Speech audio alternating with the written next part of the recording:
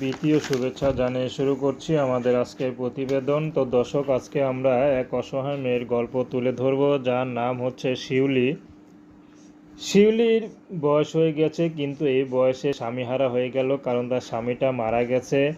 তো শিউলির একটি সন্তান আছে, মাদ্রাসায় পড়ে। শিউলির খুব ইচ্ছা ছিল তাকে হাফেজ বানাবে, কিন্তু স্বামীটা মারা যাওয়ার পর এখন আর পারবে কিনা জানে না। তো স্বামী থাকতে শিউলি ডাল ভাত খেয়েও সুখে ছিলেন, কিন্তু এখন বর্তমানে খুবই কষ্টে আছে। তো এখন শিউলি পরের বাসায় কাজ নিয়েছে, কারণ ছেলেকে তো মানুষ করতে হবে।